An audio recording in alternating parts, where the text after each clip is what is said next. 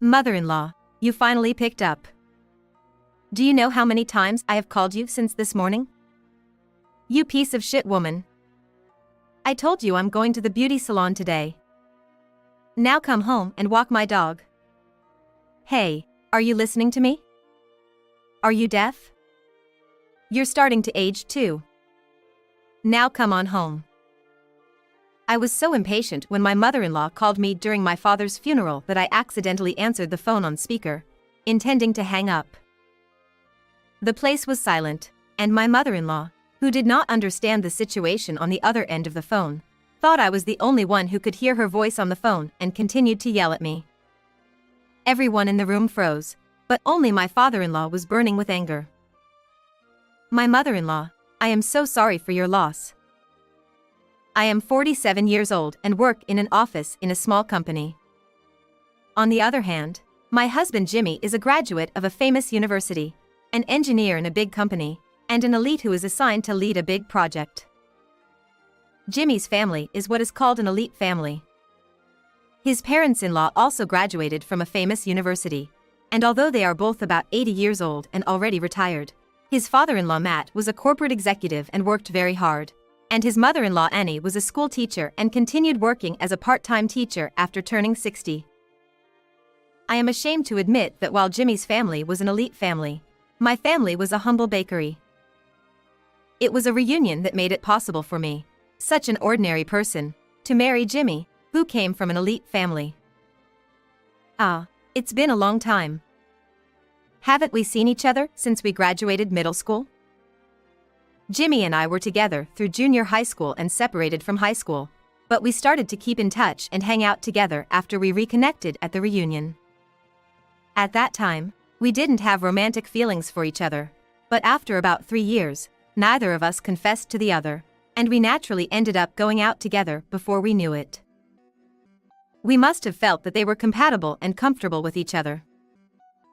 Then, 3 years into our relationship, when we were both 26 years old, we got married when our daughter Alex was born. At the time, Jimmy already had a modest income, so he asked me if I would consider switching to part-time work to help with childcare. It's hard to balance childcare and work, isn't it? Why don't you quit your job? I like my job and my workplace, so I'd like to keep my job if possible. Is that a bad idea? No. You can do whatever you want if you want to. I'll do whatever I can do. But if you find the job too hard, don't push yourself too hard. Jimmy never looks down on me just because he is an elitist. He is always happy to think of me. I was happy with my life with my understanding husband and my lovely daughter. But it wasn't all happiness, and there were a few things that troubled me. We live in our hometown, so our parents' homes are close to each other. Therefore, my father Nate often came to our house to see Alex, leaving the store to my mother Kim. Alex, I'm here to see you. You're here today, too. Mom must be stunned, right? LOL. Mornings come early in the bakery, and Nate works since 4 a.m. That's why at about 2 or 3 o'clock in the afternoon, when the customers have settled down, he leaves the store to Kim and takes a break. So it is not that he is skipping work. Nor is it that Nate's coming home is a problem. I am home all the time on parental leave and Jimmy is not home because he is free. I can take a break from childcare while Nate is here, and he leaves in the evening to clean up the store, so he doesn't stay long. It's someone else who is causing me trouble. I'm sorry to bother you. Oh my. Oh, Annie. Oh, hey there. Annie is a part-time teacher, so she is not at work all the time. Therefore, Annie sometimes comes to my house. Nate and Annie run into each other and things get awkward. Their relationship was one of my problems. Nate and Annie's eyes meet and there is silence in the place. The time is fleeting, but I always feel like it's only a few seconds. It is usually Annie who breaks that silence first. Is everything okay at your store? Yes, my wife took care of it. I see. She's doing fine on her own. Annie is probably trying to say in a roundabout way that the store is not busy. The family's bakery delivers bread to nearby factories and schools, and sales at the store are not the main source of revenue. Annie knows this, so this is just something sarcastic towards Nate. Nate also doesn't leave Annie out of it. I saw you here last week. You don't have class today? Annie is an adjunct instructor, so her salary is based on the number of classes she teaches. Therefore, Nate is probably trying to say, in a roundabout way, that if she didn't have classes, she would have a hard time getting paid less. The two do not raise their voices and their expressions are calm, but they are bickering behind the scenes. On the surface, they are not fighting, they are just having a conversation, so I cannot pay attention to them. Therefore, I could only wait for the time to pass, always praying that nothing would happen. The time was exciting. However, even if Annie came when Nate was not around, it would not be a relief. Nate had come to see Alex, but Annie had come to the house for the sole purpose of picking on me. She was not happy that Jimmy, whom she had worked so hard to raise, had been taken away by an ordinary person of no particular merit like me. She also hates my parents as an afterthought, so when Nate and Annie meet, there is a strange atmosphere. Also, Annie's bullying is a bit peculiar. Look, I brought you some flounder. It's natural and fresh, so eat it as sashimi. What? You bought it whole? Yes, you can cut it into 5 pieces, and I'll take 1 piece home for me and my husband to eat. You mean I need to process it now? Yes, I told you I would give you a nice fish, but you don't seem to be happy about it. No, that's not true. What Annie brought me was a nice natural flounder weighing about 1 kilogram. However, it was nearly 50 centimeters in length, so it was quite difficult to process it in the kitchen. Moreover, it is also very difficult to clean a wild flounder. However, I can't complain because we get good fish. I am impressed by the way she does it. Oh, you're crushing the flesh of the flounder. I'm sorry, I rarely handle fish. This was Annie's way.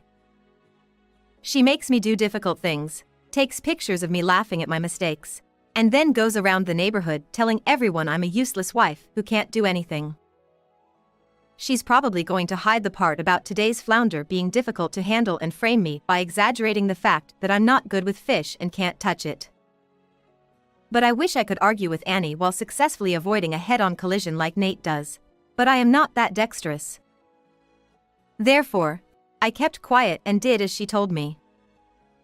Next time, practice so you can handle it nicely, LOL. Yes. She always grinned and seemed satisfied when she saw that I couldn't say anything back to her. However, I have never felt particularly frustrated or sad. She only comes over once in a while, and this level of wife snoring is not a big deal. Therefore, when she looked satisfied, I could just give her the middle finger in my mind and that would make me feel better, so I did not discuss the wife snoring with Jimmy. However, the fact that I did nothing to deal with the wife baiting in this way later resulted in her getting on the wrong side of it. Now, 20 years after our marriage, our parents are about 80 years old. We have to consider moving in together, but both of our parents are apparent to each other, and my parents' house and my in-laws' house are close. If we moved in with one of our parents, the other parent would be dissatisfied. Therefore, we have settled on not living with either of them, but rather having my parents and in-laws feel comfortable relying on us for anything and everything, no matter how trivial it may seem at any given time. I'm sorry. I had to take you shopping on your day off. The supermarket is close, but the home improvement store is far away, so I really had to rely on you. Don't worry about it at all. That's what we agreed to. Besides, Matt had just asked me to get him some light bulbs. My parents and Matt are often reserved in their dependence on me and Jimmy, and they often apologize to me. As for me, since I don't live with either of them, I expect them to rely on me more than they are thick-skinned to do. However, Annie is the only one who goes beyond being too generous and uses me as if I were a handyman available for free. Hello. Can you take Bonnie for a walk? What? Today too? Isn't it your job to take her for a walk? Huh, okay, I'll go now then.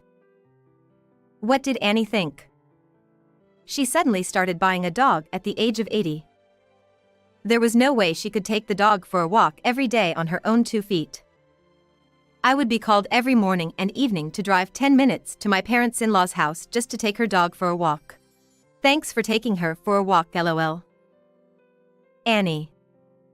It's hard indeed to be called out like this every day just to walk the dog. What? What? You want me to take Bonnie for a walk?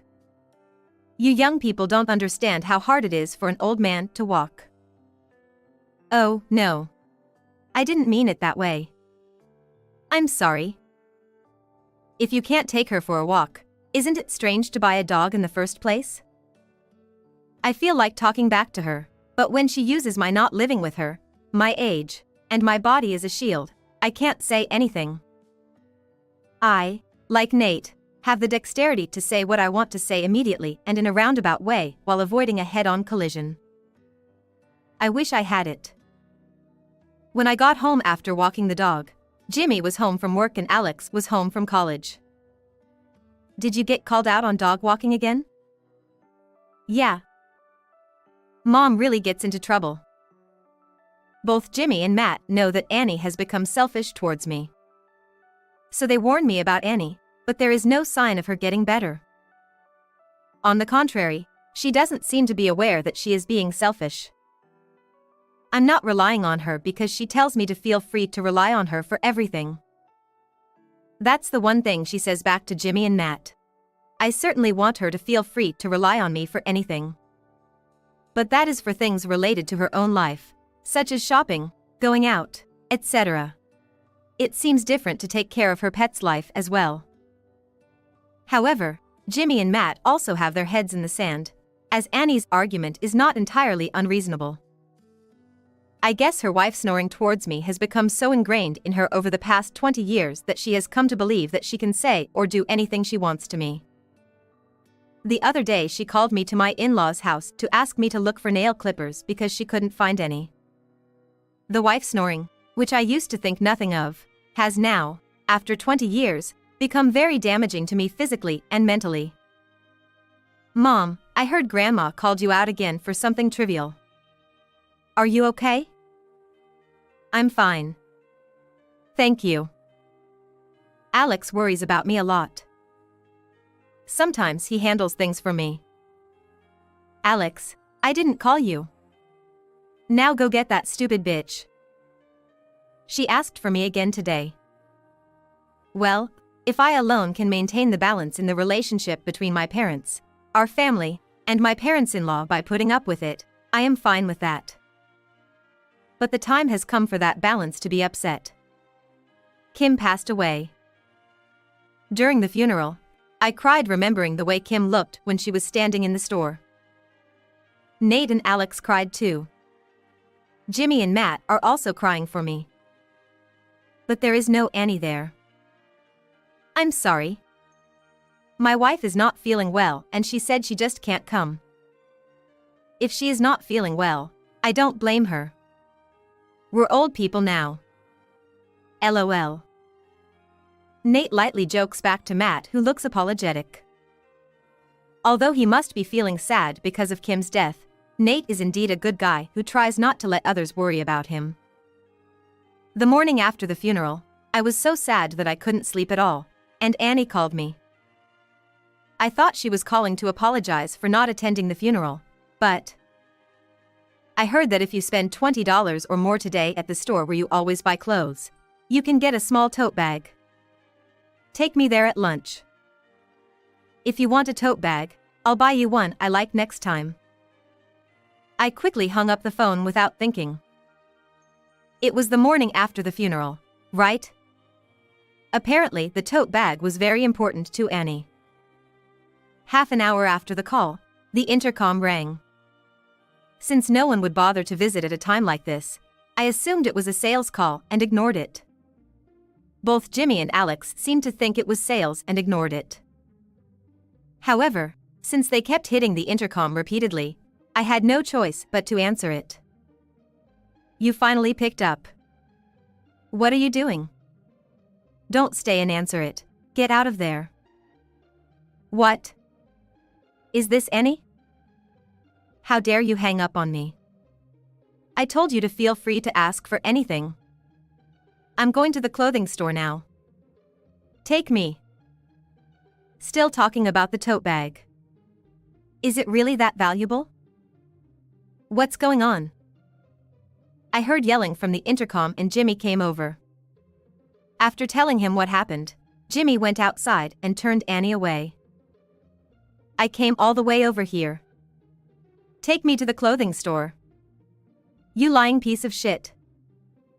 Annie is a tough one because she thinks she is being right. Her voice could be heard inside the house as she yelled at them while being turned away. I am sure the neighbors can hear her too. How embarrassing. Later, Matt called me to apologize. I'm really sorry. My wife keeps piling on, and I'm sorry. No, you don't need to apologize. The fact that Matt was feeling sorry made me feel sorry too. Annie is no longer just my problem, but the whole family's problem. After Kim passed away and Nate was left alone, we decided to welcome him into our home and move in with us. Everyone should agree that this is a natural process, but Annie is still the only one who complains. Why are we left alone? It's not fair. But I can't leave my father alone. You can't have mom and dad living with us too, can you? That's right. We'll be fine. Why do you get to decide what you want? I told you I don't agree with it. You're in trouble. Why are you so self-centered? The fact that very few disagreed meant that Nate and I started living together. Hello. Come over now. Then the wife snoring from Annie escalated again. Living with Nate was something that everyone agreed to except Annie, but for some reason the hate seemed to be single-mindedly focused on me. Does she think I led everyone on? Annie no longer even said what she was calling me for. Yes, okay, I'll be right there. Come quickly. I always respond to the call honestly, as I am too lazy to ask about the nature of the errand, argue with him, etc. It's quicker and easier this way.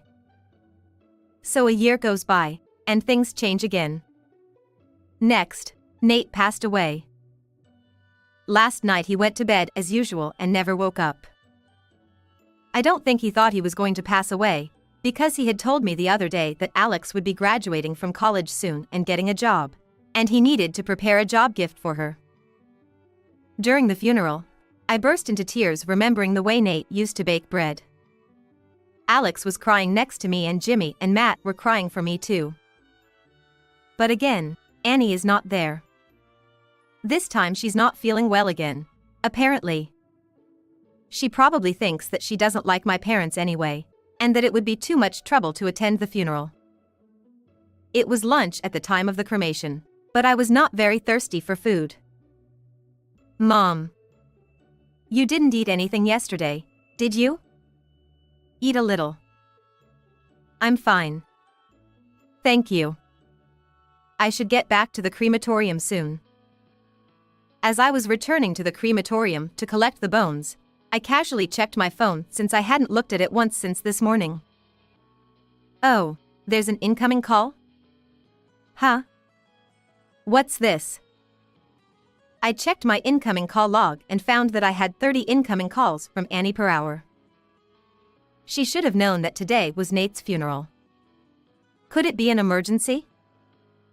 I thought so, but I couldn't bring myself to call back. We arrived at the crematorium, and the cremation furnace is about to be opened. It is not Nate that I am about to meet, but his remains. I am sure I will feel sad again when I see Nate's figure.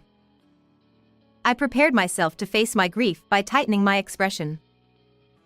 At that moment, my phone rang. Oh. I'm sorry. It seems I had accidentally deactivated manner mode when I checked my phone earlier.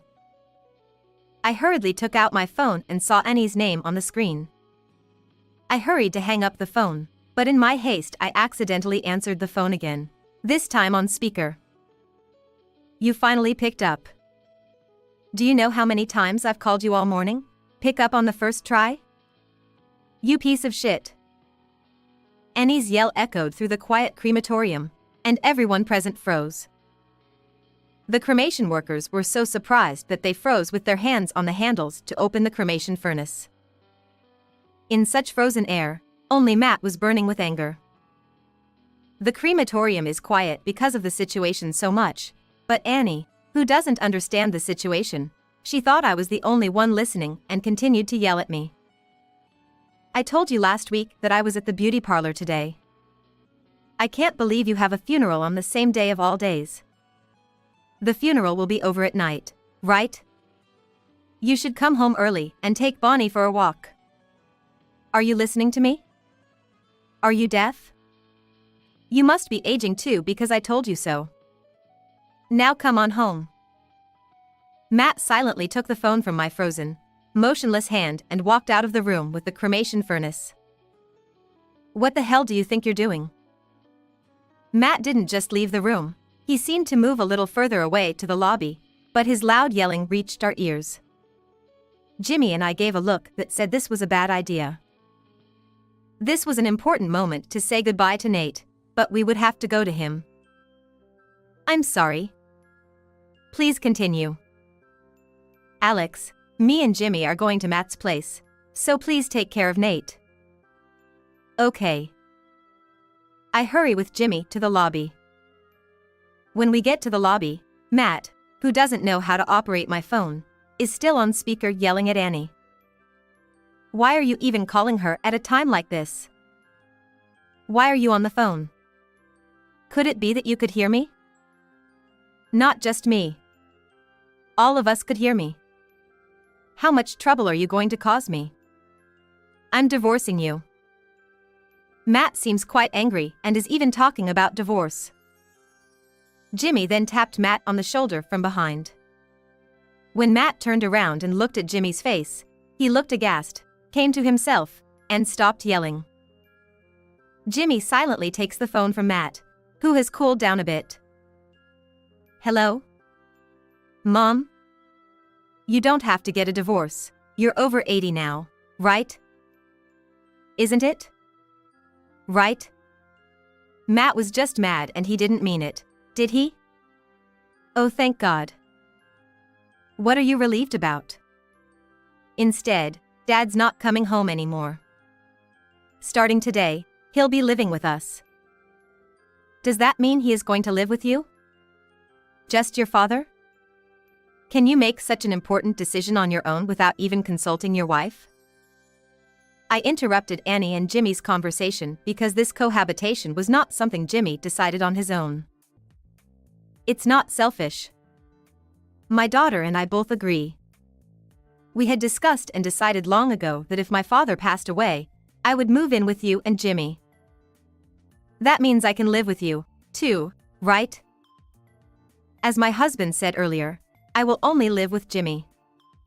I was going to live with you too, but I'm not going to. I can't stand what you are doing anymore. You heard us. We're not going to help you, so you're going to have to live by yourself. Alone, living by myself. Dad, that's the way it's going to be, okay? Yeah, I'm good with that. Oh no. Of course you can't. How am I going to get groceries? How am I going to go shopping? How will I walk the dog?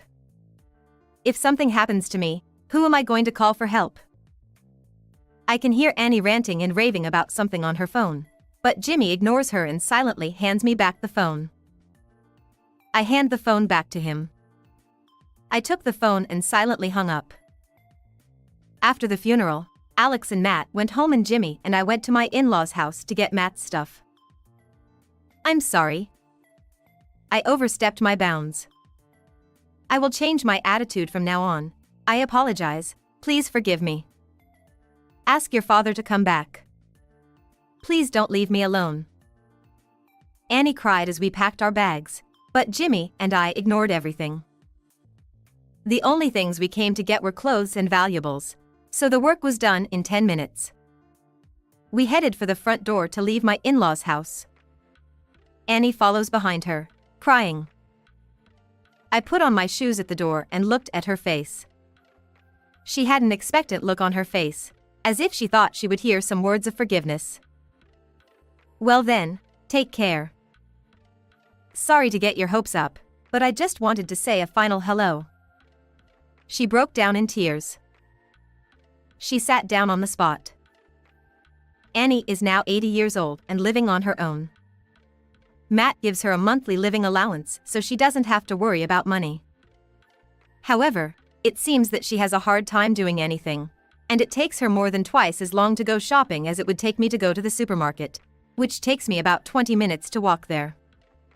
Whenever she has a hard time, she takes a cab or orders delivery, but her monthly living expenses are fixed, so she can't afford to do so often.